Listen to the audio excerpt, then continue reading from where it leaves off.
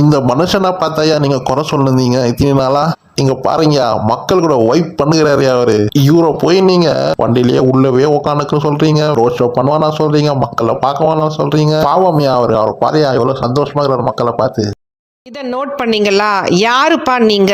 நேத்து தான் விஜய் அண்ணாவோட புது பாட்டுல விசில் சிம்பலும் விஜய் அண்ணா போட்டோ வச்ச கொடியும் வந்துச்சு. அதுக்குள்ள இன்னைக்கு கையில கொடிய வச்சுக்கிட்டு எல்லாரும் ஊர்வலம் போறாங்கப்பா. டிவிக்கே விர்ச்சுவல் வாரியர்ஸ்னா சும்மாவா?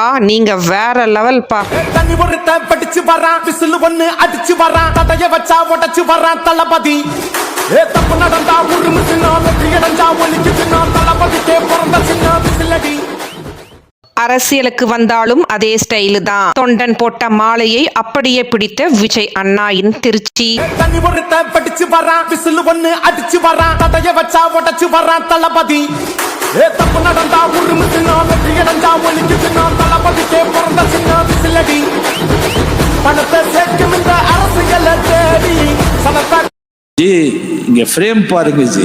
வருங்கால எம்ஜிஆர் நேற்றைய எம்ஜிஆருக்கு மாலை சூடும் தருணம். எதிர்காலம் வரும், என் கடமை வரும், இந்த கூட்டத்தின் ஆட்டத்தை ஒழிப்பே. தண்ணி ஒருத்த படிச்சு வரான், விசில் ஒண்ணு அடிச்சு வரான், தடைய வச்சா உடச்சு வரான் தளபதி. தப்பு நடந்தா உருமு சின்ன, வெற்றி அடைஞ்சா ஒலிக்கு சின்ன, தளபதிக்கே பிறந்த சின்ன விசிலடி. காவலன் கையில் எங்க விசில் சேரும், திருடங்க கையில் சேர்ந்திருக்காது. யார் அடிச்சாலும் கொண்டாட்ட சத்தமாகும், தப்பு செஞ்ச நெஞ்ச தூங்க விடாது. திரையால வந்தவன் நடை மாறுது, அது தாங்கும் மக்களுக்கு குடையாகுது. தளபதி தொண்டர்கள் பின் தொடர்ந்த போது ஒருவர் கீழே விழுந்த பிறகு தளபதி இறங்கி ஓடி வந்தார். இதுதான் எங்கள் அண்ணன். ஃப்ரெண்ட்ஸ், யாரும் இந்த மாதிரி ஃபாலோ பண்ணிட்டு வராதிங்க ஃப்ரெண்ட்ஸ். நியூஸ் மீடியாலலாம் வந்து இதை தான் ஹைலைட்டா போடுறாங்க. இதுக்குன்னே ஒரு 4 அரசியல் விமர்சகர் இருப்பாங்க. ஒரு மீடியாலையும் உட்காந்து இதை பத்தி பேசி இதை ஹைலைட் பண்ணி போட்டுட்டு இருப்பாங்க. அதனால இதுக்கெல்லாம் நம்ம இடம் கொடுக்க கூடாது நண்பர்களே. அதை விட உங்க சேஃப்டி ரொம்ப முக்கியம். சமையல் எரிவாயு சிலிண்டருக்கு 100 ரூபாய் மானியமாக வழங்கப்படும். 100 ரூபாய் தருவேன்னு சொன்னீங்களே, என்ன ஆச்சு? நியாய விலைக் கடைகளில் மாதம் 1 கிலோ சர்க்கரை கூடுதலாக தரப்படும். சர்க்கரை 1 கிலோ எக்ஸ்ட்ரா தருவேன்னு சொன்னீங்களே, என்னாச்சு? உளுந்தம்பருப்பு மீண்டும் வழங்கப்படும். தோத்துக்கிட்டே இருக்கீடா. உளுந்தம்பருப்பு கொடுப்பேன்னு சொன்னீங்களே, என்னாச்சு? நீட் தேர்வை ரத்து செய்ய சட்டம் ஏற்றப்படும். நானும் இது எத்தனை வாட்டி ரிப்பீட் பண்றதுன்னு எனக்கு தெரியல. நீட்டை ரத்து செய்வோம்னு சொன்னீங்களே, என்னாச்சு? எங்க ஏரியால வந்து எங்க ஆளைய அடிச்சு போட்டு அப்படியே ஓடி போயிடலான்னு பாக்குறீங்களாடா?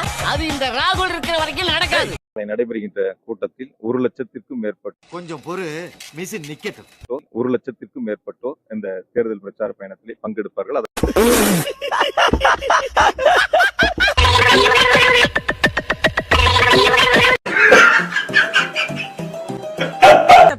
ஒரு கோடி நீ பார்த்த? ஆமாப்ப, 1 கோடி விபத்து அடிக்கலாம் பார்த்தல நீ. திமுக கட்சி நடுங்கி போயிருக்கிறது. விஜய் பிரச்சாரம் செய்ய வரும்பொழுது கிடைக்கும் வரவேற்பை பார்த்து திமுக கட்சி நடுங்கி போயிருக்கிறது. அதனால் எந்த கட்சிக்கு இல்லாத வகையில் தாவேகாவிற்கு பல பிரச்சனைகளை கொடுத்து விஜயை முடக்கிவிட சதி நடந்து கொண்டிருக்கிறது. ஆனால் என்ன பிரச்சனைகள் கொடுத்தாலும் விஜய்க்கு அசைய முடியா மக்கள் சொத்துக்கள் இருக்கிறது. இப்படிக்கு ரங்கராஜ் பாண்டே. விஜய் தான் ரியல் ஹீரோ. தன்னோட ரசிகர்கள் மன்றத்தை வச்சு இத்தனை வருஷமா மக்களுக்கு நல்லது பண்ண ஒரே நடிகர் அது தளபதி விஜய் தான். விஜயை தவிர அரசியலுக்கு வரும் தகுதி வேறு எந்த நடிகருக்கும் இல்லை. அவர் நினைச்சிருந்தால் இன்னும் 10 வருஷத்தில் 5000 கோடி சம்பாதிச்சிருக்கலாம். ஆனா பணத்துக்கு ஆசைப்படாம அரசியலுக்கு வந்திருக்கிறார். இப்படிக்கு வலைபேச்சு பிஸ்மி. தளபதி விஜய்க்கு அவரோட ரசிகர்கள் தான் ரொம்ப முக்கியம். இதுவரைக்கும் அவரை பத்தி தரக்குறைவாக பேசினவர்களை கூட எதிர்த்து பேசினது இல்லை. யார் என்ன சொன்னாலும் எனக்கு என்னோட ரசிகர்கள் தான் முக்கியம், கடந்து போயிடுவாரு. இளைஞர்களுக்கு சிறந்த முன்னுதாரணமாகத்தான் விஜய் சாரையை பார்க்கிறேன். இப்படிக்கு நடிகர் ஐஸ்வர்யா ராஜேஷ். உதயநிதி பிரச்சாரத்தில் தலா ரூபாய் 200. அரூர் திமுக வேட்பாளர் சண்முகத்தை ஆதரித்து உதயநிதி பிரச்சாரம் செய்தார். இதற்காக டாடா ஏசி, லாரி போன்ற வாகனங்களில் மக்களை அழைத்து வரப்பட்டன. பிரச்சாரம் முடிந்த உதயநிதி சென்ற பின் திமுகவினர் தலா ரூபாய் 200 கொடுத்தனர்.